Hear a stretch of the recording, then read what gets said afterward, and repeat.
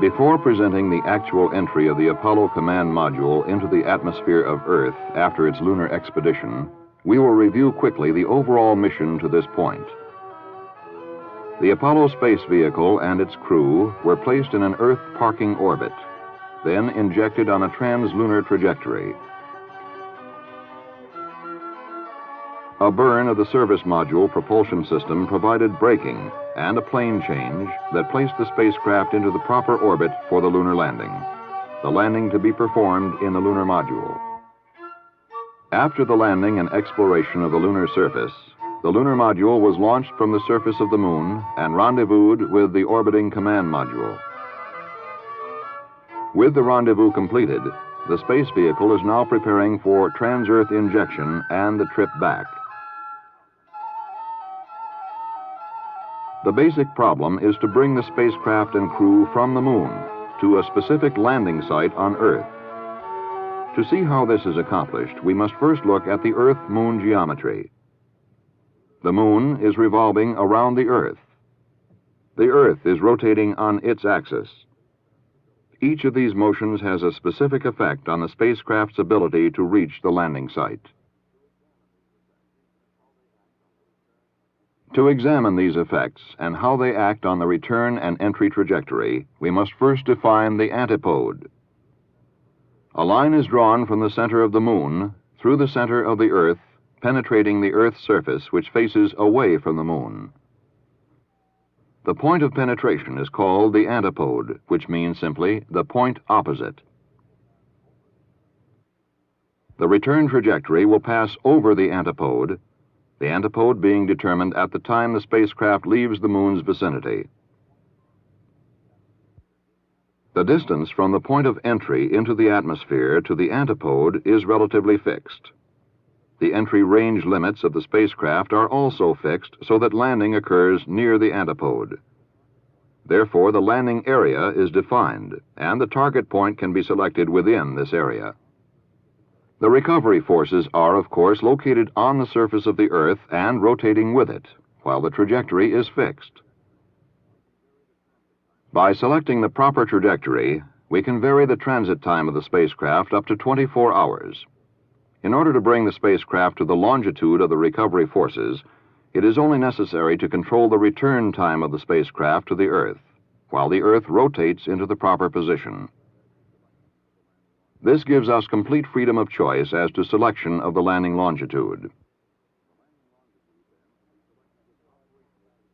The landing longitude, then, can be selected with operational constraints in mind, such as a required landing on water, location of land masses, convenience of recovery force placement, and so forth.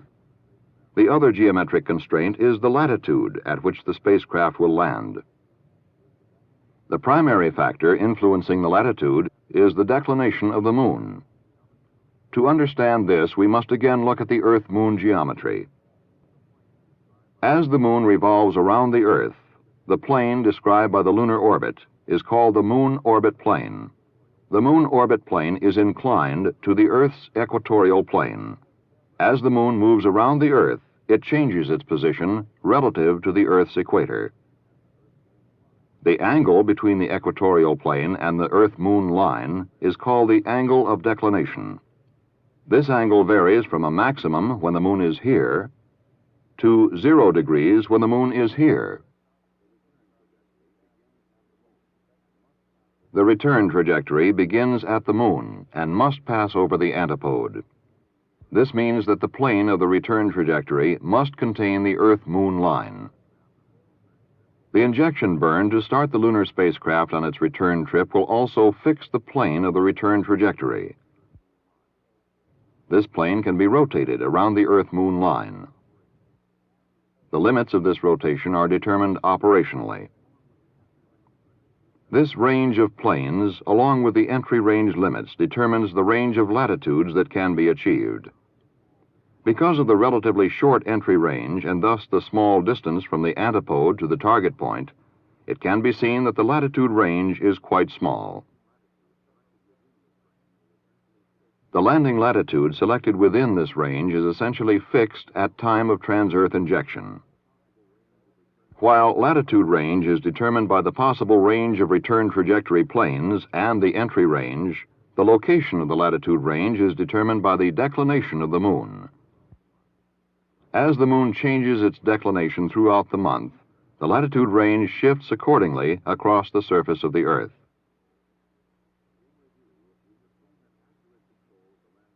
In review, we have seen that accurate control of the landing longitude can be achieved by varying the transit time of the returning spacecraft until the Earth and recovery forces have rotated to the desired position. The range of landing latitudes is determined by the range of return trajectory planes and the entry range. The position of this band of landing latitudes, on the other hand, is relatively fixed by the declination of the Moon at the time of trans-Earth injection. Thus, control of landing latitudes is extremely limited. To understand how the entry trajectory is shaped, it is necessary to understand the conditions existing at entry. The spacecraft will enter the upper limit of the atmosphere at an altitude of 400,000 feet. This altitude is, by definition, where the perceptible atmosphere of Earth is first encountered. It will enter at a speed of approximately 24,500 miles per hour. This is a speed considerably greater than that required to put the spacecraft into circular orbit around the Earth. This means that if we take away the atmosphere, the spacecraft would approach the Earth and arrive at a point called the vacuum perigee altitude. This would be the point of closest approach of the trans-Earth trajectory if Earth had no atmosphere. Since the velocity of the spacecraft is greater than the velocity required to achieve circular orbit, the momentum of the spacecraft would cause it to move away from the Earth after passing the point of closest approach. But Earth does have an atmosphere. The vacuum perigee altitude is located well below the limit of the perceptible atmosphere. If the spacecraft could be controlled to precisely the correct flight path angle, capture could occur as a result of atmospheric drag on the spacecraft. However, if the spacecraft relied only on drag, the corridor would be too narrow to guarantee a safe return. To see why this is, let's take a closer look. To achieve a safe capture and entry using only atmospheric drag, the spacecraft trajectory cannot exceed very narrow limits. That is, it must arrive within a given distance of the nominal vacuum perigee altitude. This can be related directly to the angle at which the spacecraft enters the atmosphere. This range of flight paths is called the entry corridor. If the spacecraft enters at an angle shallower than that of the upper or overshoot limit of the corridor, it will skip off the atmosphere like a flat stone off a pond of water and go into an orbit that will not allow it to re-enter until its oxygen and power are exhausted. If the spacecraft should enter at an angle steeper than the lower or undershoot limit, the high G forces involved would incapacitate the crew and could exceed the spacecraft's heat and structural capacities and cause it to burn up like a meteor. Therefore, to achieve safe entry, the spacecraft must follow a trajectory within the entry corridor. However, with the limitations of hardware and trajectory design over translunar distances and velocities, it is impossible to control the trajectory to guarantee an approach closer than this, to the nominal vacuum perigee altitude. Since this is directly related to the entry corridor, it can be seen that if atmospheric drag alone is used as a controlling factor, it is impossible to guarantee a safe entry. Therefore, aerodynamic lift is used to assist the drag force and widen the corridor to acceptable limits. The aerodynamic characteristics of the entry vehicle or command module play a decisive role in the Apollo atmospheric entry phase, especially since even after the corridor is achieved, future errors could result in disaster. We will look at this later. Now let's see how this lift is generated. The Apollo command module is basically conical in shape. It will enter the atmosphere blunt end forward. As it does so, it will strike molecules of air. According to Newton's first law, a particle at rest or in motion tends to stay at rest or in uniform motion in a straight line until acted upon by an outside force. The spacecraft provides this force, deflecting the particles of air. According to Newton's third law, to every action there is an equal and opposite reaction. Then, just as the air is acted upon by a force from the spacecraft, the air imparts a force on the spacecraft of equal magnitude, but in the opposite direction. This line represents the symmetrical center line of the command module. If the center of gravity were located on this axis of symmetry, then all air striking the blunt end would be deflected equally in all directions. This means that the aerodynamic forces of the deflections perpendicular to the axis of symmetry would be balanced. Then the only effect of the interaction of the spacecraft and the particles of air would be along the axis of symmetry and opposite to the direction of the spacecraft motion. Therefore, the only aerodynamic force acting on the spacecraft would be in a direction opposite the direction of spacecraft motion. This force is called drag. If, however, the center of gravity is shifted off the center line, a new set of conditions occurs. The spacecraft now realigns itself according to the shift in the center of gravity. This new alignment is a stable trim attitude. That is, if the spacecraft should deviate from this attitude, aerodynamic forces will tend to restore it to this position. Now, the air strikes the spacecraft more on one side of the center of gravity than the other. Again, the spacecraft behaves according to Newton's laws. More air is deflected downward. Thus, a lifting force is created on the spacecraft. The center of gravity is fixed relative to the spacecraft. By rolling the spacecraft about its center of gravity, the direction of lift can be changed and aerodynamic control achieved. We can now see how this affects the limits of the entry corridor. If the entry angle is steep, a lift-up attitude can be held to bring the spacecraft onto a safe entry path. If the angle is shallow, lift-down can achieve a safe entry. Therefore, the entry range or entry corridor is expanded. The spacecraft must be controlled to arrive within slightly less than plus or minus 15 miles of the desired vacuum perigee altitude. This after falling along the return trajectory of over 250,000 miles. We have seen what defines the entry corridor with its overshoot and undershoot limits.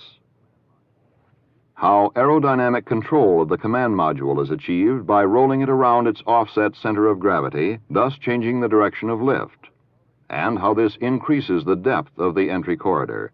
We are now ready to see what happens to the command module during the entry phase. Since the spacecraft left the moon's vicinity, it has been falling to Earth for 3.5 days, over a distance of about 250,000 miles. Before actually entering the atmosphere, the service module, which contains the primary propulsion system and all but a very limited oxygen and power supply, will be jettisoned. This is roughly analogous to a scuba diver taking off his air tanks before starting up from the bottom of the sea and holding his breath all the way to the surface. Once the command module enters the atmosphere, it has about 1,000 miles and a bit over 2.5 minutes of controllability divided into 2 brief control periods. Most of this controllability will be used up during the first control period. The trajectory the command module will follow is basically as follows. It will enter on a given flight path and proceed downward to the pull-up point. Just before pull-up, it enters the atmosphere dense enough to allow aerodynamic control of its landing point and begins its first control period. The command module will then climb until it skips out of this denser atmosphere. The skip is primarily to increase the maximum range of the spacecraft and to reduce the aerodynamic heating load on the heat shield. As the skip is approached, aerodynamic control is reduced to practically zero. During the skip, the crew will be experiencing weightlessness. The skip will not take the command module beyond the 400,000-foot level. It will then descend, starting its second entry, and go on to the second control period. The entry phase is terminated at the 23,500-foot level, at which point the drogue parachutes are deployed and the spacecraft is committed to its landing point. We will now examine the entry trajectory in detail and see what occurs during each portion. As the command module enters the fringe of the atmosphere at 400,000 feet, there will be as yet no aerodynamic control. Before this point is reached, the command module will be aligned to its stable trim attitude. It should be noted that there are two stable trim attitudes. The desired one is blunt end forward. The other is with the small end forward. Since the heat shield is on the blunt end, this entry alignment would be disastrous. Proper alignment of the spacecraft is determined by the onboard computer from data received from the tracking network prior to entry. After proper alignment, there will be control only in the roll axis, pitch and yaw being stabilized by aerodynamic forces.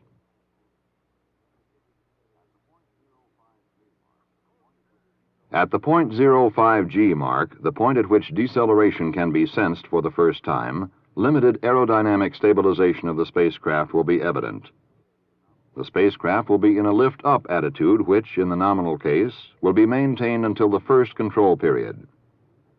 When the 2 to 2.5 G region is reached, capture is so highly probable as to be considered achieved. The spacecraft continues in a lift-up attitude until it enters the dense portion of the atmosphere. Just before pull-up, maximum G loads will be placed on the spacecraft. Just before this, the first control period begins.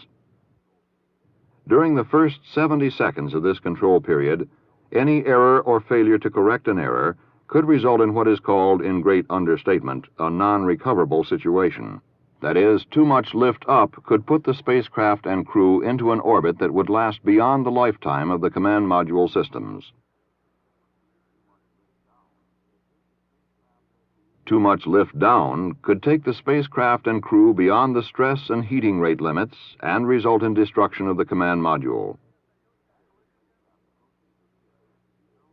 As the spacecraft approaches the skip, the aerodynamic forces become less and approach zero, so aerodynamic control approaches zero. It is during this first control period that the real determination of where the spacecraft will land is made. To understand this, let's take a look at a flat map of the Earth. This point represents the target, that is, the point at which the spacecraft should land.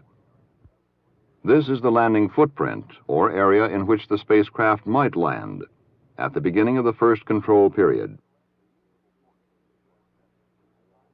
The usable portion of this footprint is designed to compensate for accrued errors and to provide alternate landing sites in case of bad weather. Of this total footprint, only 1,000 nautical miles, or 1,150 statute miles, are usable. During the first 70 seconds of the first control period, the spacecraft must be maneuvered so that this 20,700-mile footprint shrinks around the target to this footprint about 2,070 miles long. 90% of the maneuverability is used up during this period. This 70 seconds, then, is the critical period of the entry phase. During the remainder of the first control period until the skip, the landing footprint will be reduced to this area, about 690 miles long. Only minor adjustments of the trajectory can be made as the skip is approached. If all goes well during the first control period, the spacecraft and crew should be on a trajectory that can be safely controlled during the second entry.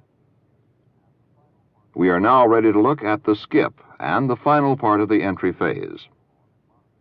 During the skip, the crew will ride along and monitor the trajectory, but will have no control over it. However, the command module will be aligned to its trim position in preparation for the second entry. As in the first entry, aerodynamic stabilization begins at the 0.05 G mark. The spacecraft must be properly aligned by this point. The second control period, beginning at 0.2 Gs, will last a minute and a half. While a dangerous skip-out cannot occur, an error could take the spacecraft and crew beyond the stress limits. It is during this second control period that the fine-tuning of the entry trajectory takes place.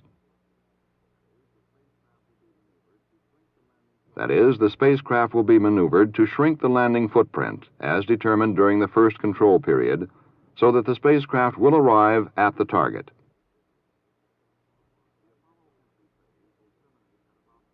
The Apollo entry phase will terminate at about 23,500 feet altitude.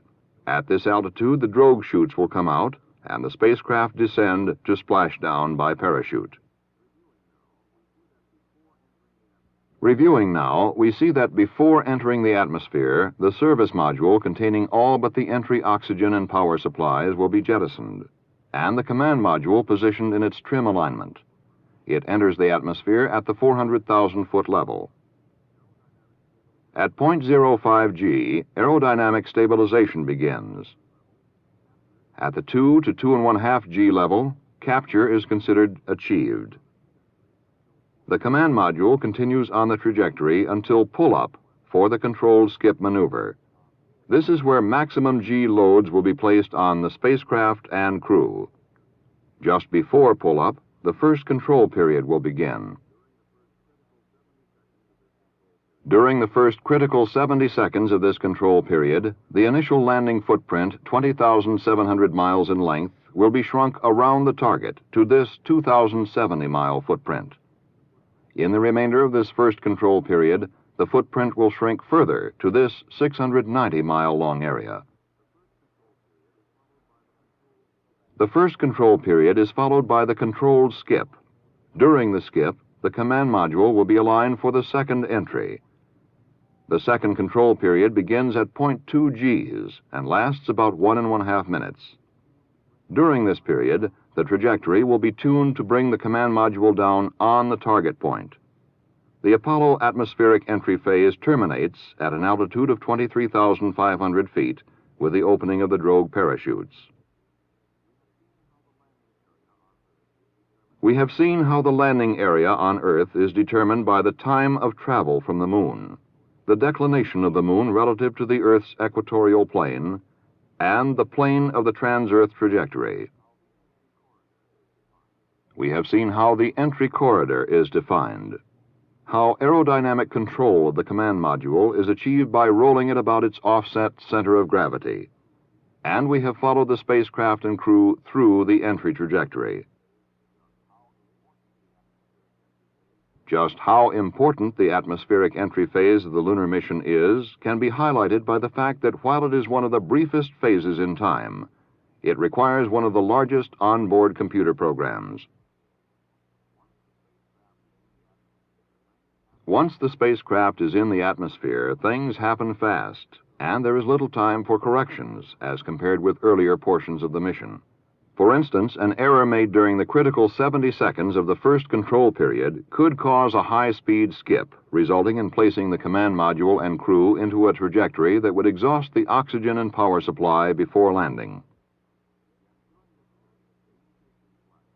Yet during this period, communications blackouts exist between the ground and the spacecraft, caused by the ionization of the air from the heat of entry. Therefore, entry will be entirely controlled through onboard computations. Just before the entry phase, the ground will transmit the necessary data to the spacecraft, that data being where you are, where you're going, where you want to go. We have presented the major factors affecting the atmospheric entry phase of the manned lunar mission. It requires careful planning to assure the safe return to Earth of spacecraft and crew. And this is the final part of an overall plan, a plan designed to carry us safely to the Moon and back.